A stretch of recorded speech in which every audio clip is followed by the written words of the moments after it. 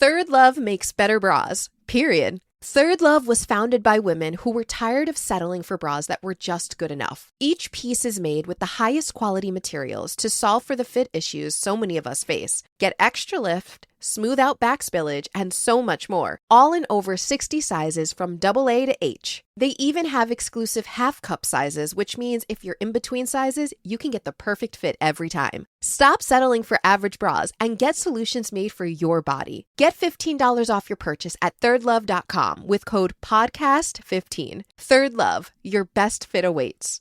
Hey, Ryan Reynolds here from Mint Mobile. Now, I don't know if you've heard, but Mint's premium wireless is $15 a month.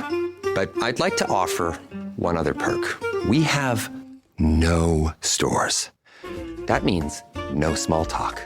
Crazy weather we're having. No, it's not. It's just weather. It is an introvert's dream. Give it a try at mintmobile.com/switch. Upfront payment of $45 for 3-month plan, $15 per month equivalent required. New customer offer first 3 months only. Then full price plan options available. Taxes and fees extra. See mintmobile.com.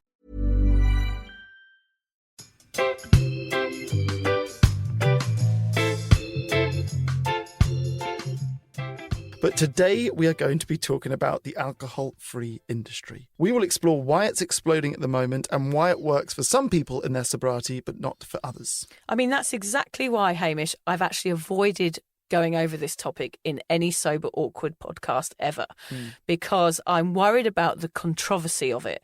Some people like it, some people don't. And that's what we're going to try and put forward to you today. It's your decision, and we can't influence you on what's right and wrong in this situation. But that's the reason I've never covered it. I find it quite a controversial topic within the sober community. And I've tried all sorts over the last few years. So, you know, I've got both sides of the view. I've tried amazing mocktails and non-alcoholic wine that also taste like cat piss. I've been there. What was the name of that one? Because we need to get Alan a case of it for Christmas. Yeah, I think it was... No, don't say actually. They might want to sponsor us. Oh, yeah, that's true. Yeah, I won't mention that one. Let's get on with the podcast. Yeah. Very few, or I would guess probably none of us, actually liked the taste of alcohol when we first tasted it. I can remember chewing my way through many a can of warm Fosters in my early years. It was more its effect and the fact that it was considered cool that first drew us in. Yeah, it was even the name of the beer that I thought was cool. I remember I thought drinking Red Stripe was cool because it was from Jamaica, and I thought I just loved reggae. And, you know, so there's other connotations here. It's not just the drink. It's actually the look of the drink and the label and what label's cool at the time. There's so many interesting facets to this, aren't there? So how can an AF drink industry that has all the taste without the buzz be going through such a boom? By the end of today's episode, we hope that you'll have a better understanding of the benefits and dangers of using alcohol-free drinks in your sobriety. For some, they're a useful tool to help keep you on the wagon, whereas for others, they can be the trigger that kickstarts a drinking habit all over again. Shall we kick this party off with some research? Woohoo! Wouldn't be a sober party without it. Pump up the research. Yeah, pump up the research. According to the Australian Institute of Health and Welfare, the number of Australians who ditched a drink between 2016 and 2019 increased by 400,000. Nearly 500,000. That is mental. Isn't it? We also saw more people than ever reducing their alcohol consumption during this time, which led to the birth of one of our favourite labels, the Sober Curious.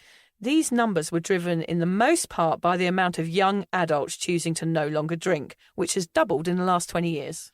This has had an inevitable knock-on effect on the low and non-alcoholic drinks industry, which has since become a multi-million-dollar business that's forecast to grow by an additional 31% by 2024. To give you an idea of the numbers behind this, Nort, an Australian non-alcoholic drinks company, their sales increased by 1,100% in this year alone.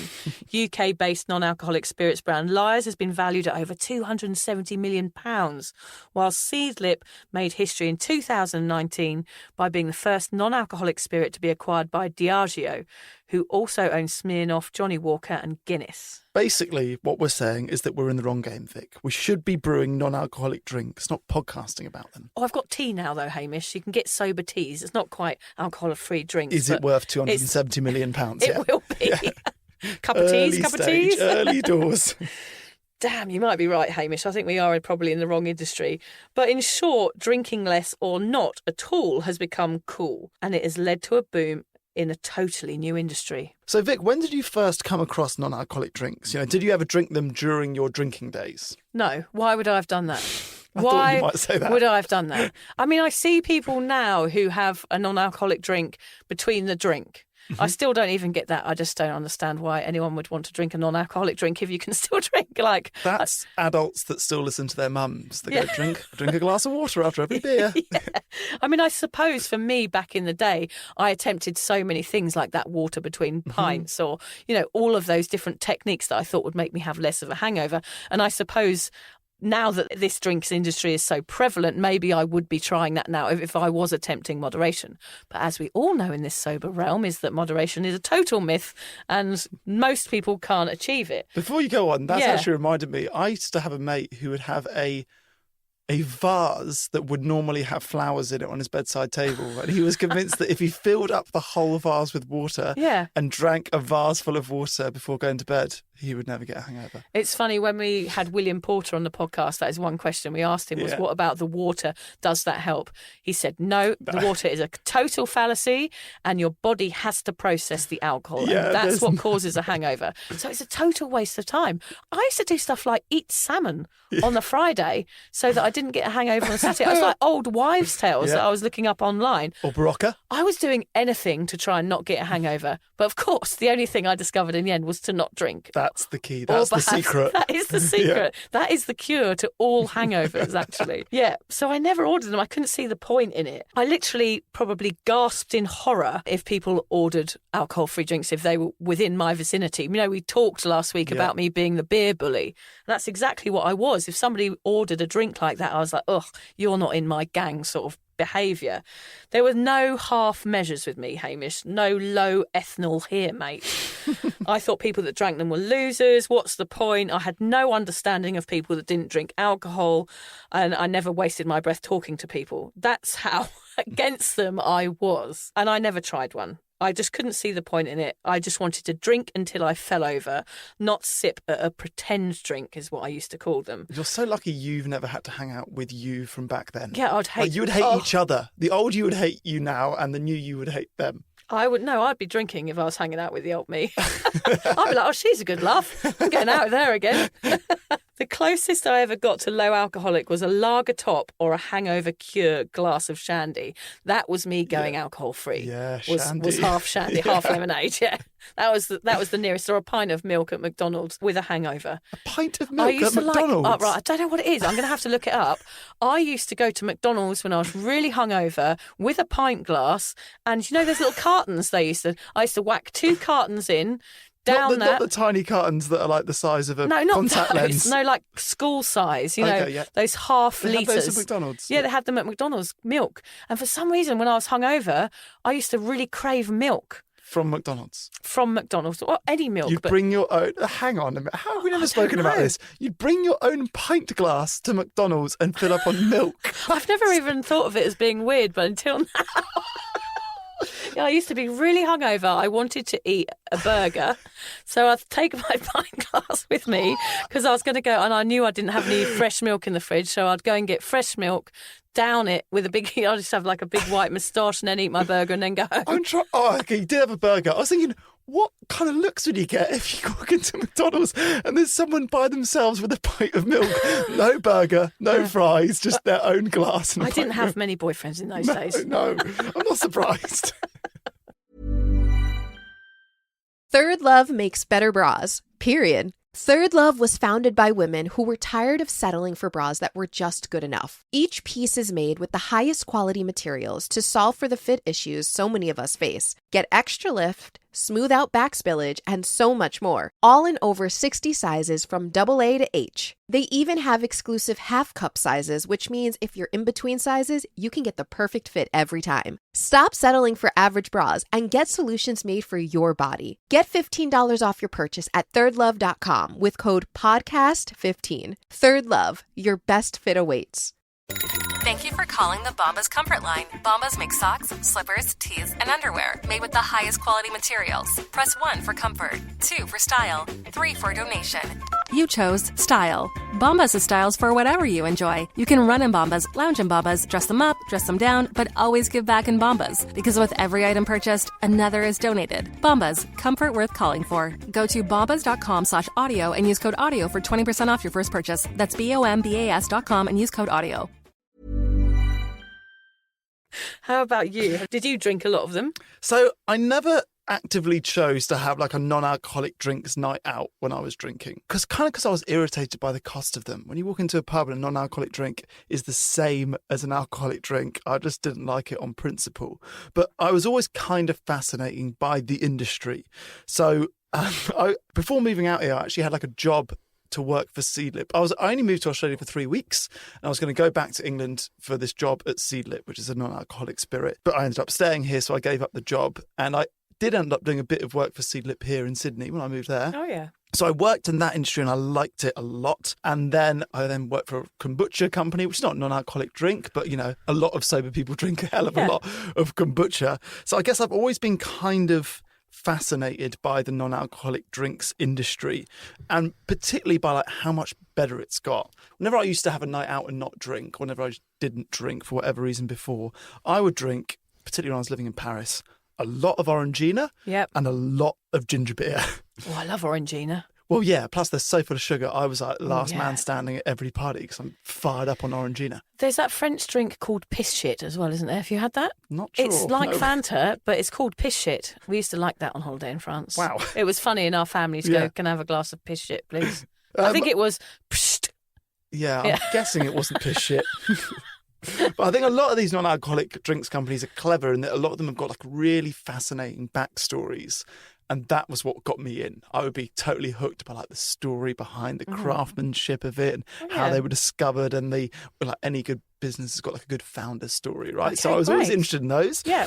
And I guess what I've enjoyed seeing, particularly recently and now that I don't drink, is just how far the industry has come. Because like back in the day, if you do want a drink, it's either a juice or a soft drink or really shit non-alcoholic beer. Yeah. And there is genuinely really good non-alcoholic beer and cider and wine, not so much. I haven't tried, but champagne. There are actually good alternatives now. Yeah. And that is exciting for anyone that's wanting to drink less, because that was so much harder years ago. Yeah, and I guess providing an alternative is always going to be a positive thing if you're confident in your sobriety. Yes, we will get into that. Yeah. Whether or not you paid the non-alcoholic drink industry any attention at all during your drinking days, it might be worth taking a look at the benefits and risks as you consider going sober. Okay, Vic, let's start with the benefits. So, non-alcoholic drinks can help you feel like you're not missing out on a night out. Our sober mocktail night, for example, we were buzzing. We didn't stand out like a sore thumb in the pub. We actually stood out like a sore thumb because we looked like alcoholics. We did look like alcoholics. We were both carrying like 4 cocktails each as we entered the bar. Yeah. So we looked like nusses, but it's a perfect way to blend in to a drinking environment. Totally. You can use them as a placebo. If you're in the headspace of a beer or wine at the end of the week helps me relax, then try it with a non-alcoholic drink. You might be surprised. I look forward now, Hamish, to a non-alcoholic beer if I go out to the pub, for example. Yeah. I'm kind of disappointed if they don't have them because I'm so far along with my sobriety. I look forward to it like I used to look forward to a beer. And something else we talked about with William Porter was that excitement you feel before going out, and how do you replace that? And it's actually, when you go out and you're looking forward to a drink, when you have that first sip when you were a drinker, you sort of feel that sense of relief and relaxing straight away. But of course, the alcohol hasn't hit your bloodstream for 20 minutes. So that feeling is psychological. Yeah, it's a psychological thing that's going on in your brain that's making you think that you're relaxed. So you can have that same feeling with an alcohol-free beer, which was really surprising to me. I've got that now as well. So I've got a few non-alcoholic beers in my fridge, but not many. And I over the course of the week, I'm like, Friday night, I'm going to have one. I really look forward to it. Yeah. And it's funny how fewer of them you drink. Yes. Now, back in the day, if I had like 6 beers in the fridge, I'd be like, I probably need to buy a few more beers. Yeah. Whereas now I've got 3 and I'm like, that's probably 3 Fridays worth. I don't really feel like I need to drink a second and third and fourth one. One pretty much does it for me now with non-alcoholic beers. It does make me wonder how the alcohol-free drinks industry How does it makes grow? money, because I guess the alcohol industry relies upon people wanting more and more because it is an addictive substance. Whereas I know for me, I'm happy to have one alcohol-free beer. I don't want anything else, because it just satisfies that need of me feeling more sociable or more outgoing or more accepted in the crowd. I think what we're saying is that for every one of us, there might be like a binge drinking alcohol-free drinker out there who's just smashing 28 non-alcoholic beers on a night out and keeps them afloat. And I guess someone that was drinking 20 beers and is now drinking 20 alcohol-free beers, it's a step in the right direction, isn't it? Yeah, it's a small step. Yeah. It's a small step. They're often better for you and more interesting than the alternatives, soft drinks or fizzy water. I mean, I get bored of having fizzy water. I did it for my first 18 months of sobriety, and then I allowed myself to go out there and try a few more drinks and a few more mocktails. I had a lighty mocktail at a restaurant in Noosa the other week. It made me so happy, just because it was so yummy and they'd put so much effort into it. They'd had those dried oranges in it with a lychee on a stick floating on the surface with a flower.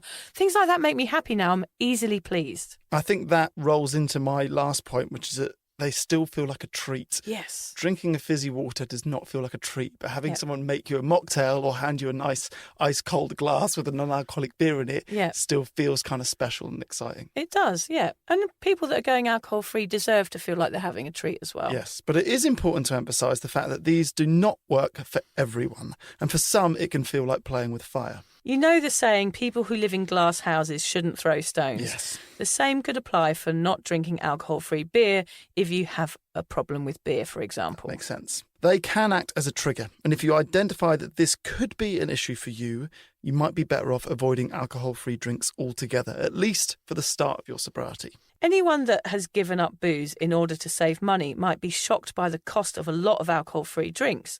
They often aren't far off the cost of the alcohol-full equivalents. Yeah, it's always a difficult dollar to spend when you look at the list, and the alcohol-free drinks are always on the back. They're never in the right spot, and they are the same price as the alcohol ones. You're like, It's because the process is the same, isn't it? Well, that's it. So a lot of them, from what I've learned, are brewed in exactly the same way as you would brew a gin or a beer or whatever it is.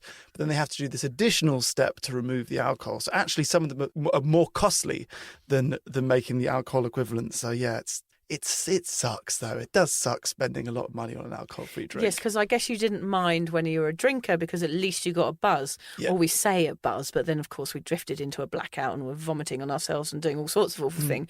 But it's that short-term buzz that we're after. And, of course, you don't get that with an alcohol-free drink. But actually, I must say I do now. I get a buzz because I feel like I'm part of something again.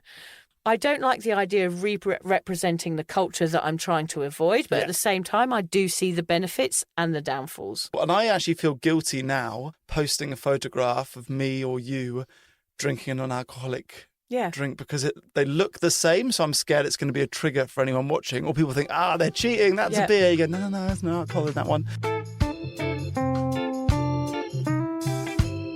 If you're questioning your relationship with booze, you're struggling to moderate, or your hangovers are causing anxiety, it might be time to reach out for some support.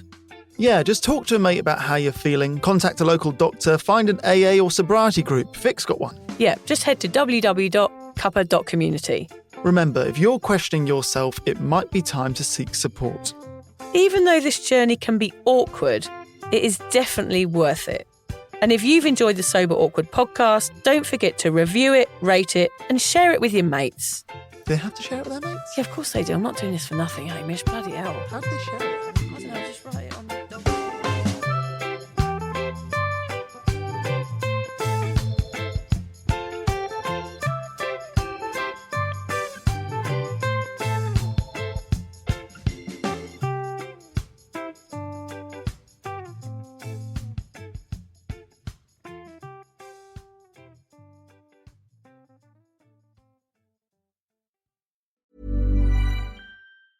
Why choose a Sleep Number smart bed? Can I make my site softer? Can I make my site firmer? Can we sleep cooler? Sleep Number does that. Cools up to 8 times faster and lets you choose your ideal comfort on either side. Your Sleep Number setting. Enjoy personalized comfort for better sleep night after night. It's our Black Friday sale. Recharge this season with a bundle of cozy, soothing comfort. Now only $17.99 for our C2 mattress and base, plus free premium delivery. Prices higher in Alaska and Hawaii. Check it out at a Sleep Number store or sleepnumber.com today. Hey, I'm Paige DeSorbo, and I'm always thinking about underwear. I'm Hannah Berner, and I'm also thinking about underwear, but I prefer full coverage. I like to call them my granny panties. Actually, I never think about underwear. That's the magic of Tommy John. Same. They're so light and so comfy, and if it's not comfortable, I'm not wearing it. And the bras, soft, supportive, and actually breathable. Yes, Lord knows the girls need to breathe. Also, I need my PJs to breathe and be buttery soft and stretchy enough for my dramatic tossing and turning at night. That's why I live in my Tommy John pajamas. Plus, they're so cute because they fit perfectly. Put yourself on to Tommy John. Upgrade your drawer with Tommy John. Save 25% for a limited time at TommyJohn.com/comfort. See site for details. Acast powers the world's best podcasts. Here's a show that we recommend. On his first day back in the White House, Donald Trump signed a controversial executive order stating that there are only two genders, male and female, and that those genders are tied to biological sex. This statement was simple and devastating, and it signaled that the gender backlash had reached a boiling point. I'm Julie Kohler, the host of White Picket Fence. This season, we're examining the many faces of this gender backlash, how it's showing up in our politics and culture. It's a scary time, but it's also a moment for imagination. What becomes possible when we imagine a better future? Subscribe to White Picket Fence wherever you listen to podcasts. Acast helps creators launch, grow, and monetize their podcasts everywhere. Acast.com.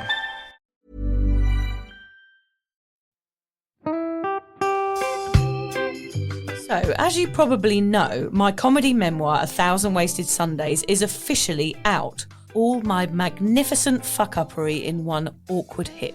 If you'd like to get your hands on a copy, it's now available from all good bookstores. We always say all good bookstores, don't we? Yeah. Are there bad bookstores? No, it's probably ones with moody sellers. Oh yeah, really depressed librarian folk. Yes, okay, yeah. good. So there are probably some, but we're only storing it in the good ones. It's only made it into the goodies. You can also get it from all good online retailers. The print version and ebook are out now, and the audiobook will be available in March. I've been writing my memoir for 5 years. It will make you laugh, cry and cringe, and hopefully inspire a few people to reconsider their relationship with booze. If you love the podcast, then I think you'll love the book, even if I do say so myself. Hamish has read it. What did you think? I feel like I know a little bit too much about you now, to be honest, Vic. Look, I really loved it. It was hilarious and surprisingly moving, but I feel like I've seen you naked in a literary sense. Yeah. Does that make sense? Yeah, that's worrying. Yeah. From an emotional point of view, seriously, it wobbled my teeny weeny wooden heart, Vic. Okay. My teeny little wooden heart. Well, his wooden heart is broken. Anyway, so if you do manage to get your filthy mitts on a copy, please do me a favour and head to goodreads.com and give me a review. Doing that will help me get it out there to those that need a bit of sober support. So there you have it. My story, unwanted warts and all. Come and get awkward with me. Not to be too demanding or anything, but seriously, go and buy it now. Go and buy it. Go and buy it right now. Yeah, don't just tell your friends, buy it, and then buy your friends one or two. Yeah, don't give them a copy, buy it. Yeah. And you know what? Don't be careful where you store it. If you lose it, you can always buy another 5. Yeah, buy another one. Yeah.